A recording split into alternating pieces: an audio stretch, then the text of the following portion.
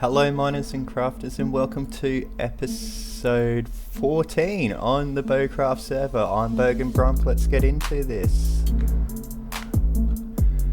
So last time we finished making our villager hall. So I've done a little bit work off camera and on screen, and I have finished our library. So I've put these end rods here around these pillars, a great light source. I've also added a few farms, a vine farm, basalt farm, bat farm I think, snow farm, grass farm, rabbit farm. If there's any more farms you think I should add, let me know in the comments and I'll add them. I'm trying to get every farm that I can think of on there. These chandeliers, I spent a little bit of time in creative experimenting, so I got a few extra diamond blocks, put those there, some glass panes coming off, and just these souls lanterns, keeping with the blue theme, makes it look really nice, but they don't give off a lot of light. So I have put these around. They sort of look like desks, but they're just glowstone with the dark oak trapdoors and some carpet on the top. And I've finished up here. I've put this carpet down. I think the red carpet sort of makes the pathways sort of look okay. So let's head up here. And before we look up here, we'll have a look down here, just quickly see what I've done.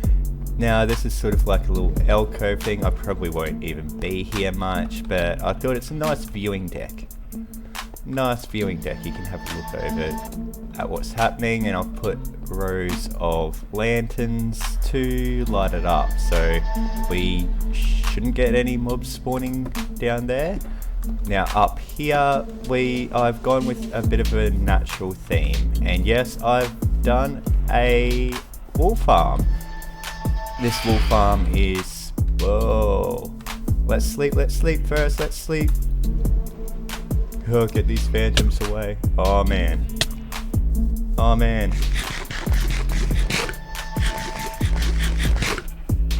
Come on night.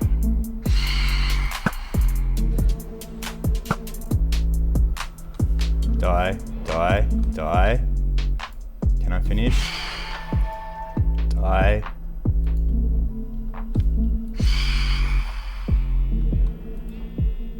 Okay. So yes, I haven't slept for a few days. So these are just an observer observing the grass block that the sheep are on. And then once that, yeah, as you can see there, once that observer senses the change, it puts the redstone signal into that block and into the redstone, and the dispenser is full of shears the sheep. Then I've got this hopper minecart which goes all the way under all of them and returns, picks up the wool and drops it off in here. So as you can see, we've got a fair bit. I've picked that up, take it down to the storage. I've made a little campfire place here, and as you saw before, a bed so I can sleep up here. Let's go have a look at this farm, because one of the farms is a flower farm, so I have every colour of wool. I mean every colour of dye. So what I needed was these blue flowers. So what I did was I had a look around and seen if they will spawn. So what I did was I bone mealed them. Grab some bone meal and I'll demonstrate. I bone mealed this until I got some flowers. Now every block there's a flower map, and every block is the same. So this block here, it'll only spawn these yellow daisies. This will only spawn the poppies. So I did that until I found the blue cornflower. So if we keep doing this until we get another flower. It should come up a daisy, another daisy.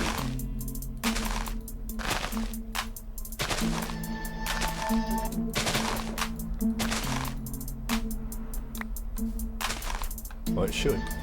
But it didn't. Anyway, that's how you sort of find out where to build these flower farms.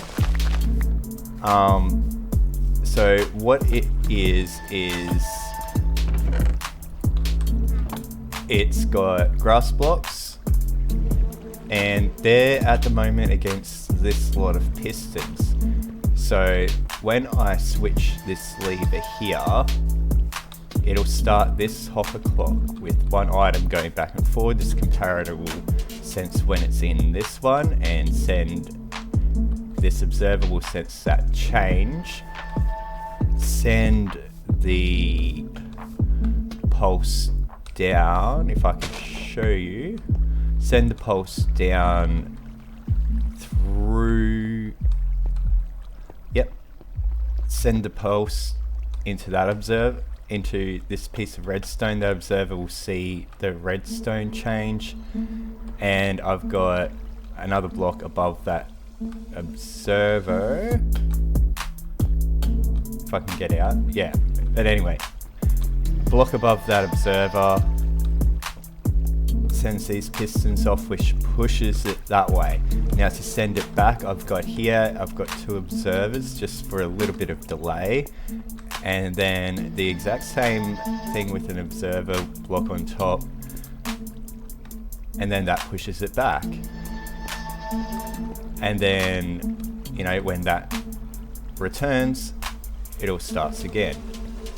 Now how I collect them, let's come up here, and when that turns back, I'll fix that up. Let's come back up here and I can show you how I collect them. Now these are dispensers with water buckets in them. When this is off, it is dispensed. When it is on and running, it dispenses again. So every time I press this button, it will send a pulse up. That will sense the change in that block, send a pulse, and it'll either put the water out or take it back in, depending what state it's in. So we can add those back. What I've put a green piece of glass there so I don't just fall into there, rather than making a fence around there. So I have had to put a bit of glowstone here because I didn't want campfires everywhere. I've put some torches trying to make a little bit of light, make this mob proof. So what we'll do is we'll probably make some sort of glass roof maybe, or maybe like something with sea lanterns, I don't know, because then I want possibly some sort of beach, some sort of water or beach above there.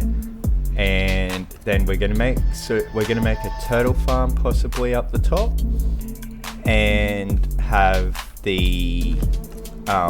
sort of like have a beach scene, an island scene, maybe a couple of palm trees. But there is one more thing I want to show you, and it is all the way down on the bottom level. So let's head down there. The thing about having a big can as a base, it does take a little while to go up and down, but I think it looks pretty good. So down here, we were talking about filling these with machines. So here we have a cocoa bean farm. So what happens is I can demonstrate. I plant them on the jungle logs, they grow up. It's not automatic. When they need to be harvested, I press this button, it sends the pulse out to there. Sticky pistons push the slime up with the jungle blocks and then pull it back down. And they all break and I can harvest them. So I'll demonstrate. There we go. I just did a little swishy, run around. And then I can simply plant these back. Takes a little while, but however, you know, it gives me the brown dye as well. And I needed that brown dye, so I've got every colour. Now the only thing that did happen is our green sheep got out, so I might have to maybe on stream or something like that, or off camera grab another sheep. I'll just probably grab it from the same place. Now I've got a skeleton shooting at me. Probably grab it from the same place that we had it before. So what we can do is run away from this skeleton and we can head back up because we can flick some of those lights that we have on our big board, because that's the wool farm, that's the flower farm, and that's also the cocoa bean farm that we have, so we can get every single dye. So this is, let's see, it's 1, 2, 3, 4, 5, 6, there's 6. So that's 1, 2, 3, 4, 5, 6 for the cocoa bean farm. Yep, that's it. And the 5th, which is the flower, it's 1, 2, 3, 4, 5. The one right next to it. Not sure if you can hear that, but there's lots of traffic in the background. And also the wool.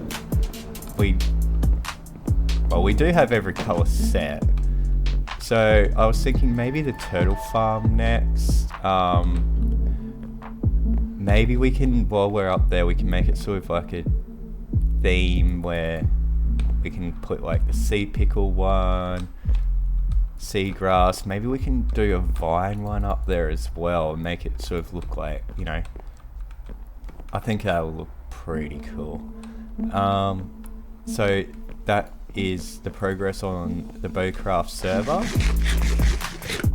We do also have the armor stands, and Yeatman has gone and made a service. He's really good at fiddling around with them, and he's made me a bogan wither. So we'll quickly go down and have a quick look at that. There it is, and here are some annoying skeletons. Die. Interrupting my video. Yes, so a bogan wither, because we have the heads now. The vanilla heads that you can get with the charged creepers, they don't drop. So the vanilla mechanic is still worth, you know, it's still worth making a head farm. Might add that to the list of farms. But thank you for watching, and I'll see you next time on the BoCraft server. Until then, have fun mining, crafting, and exploring. Bye bye.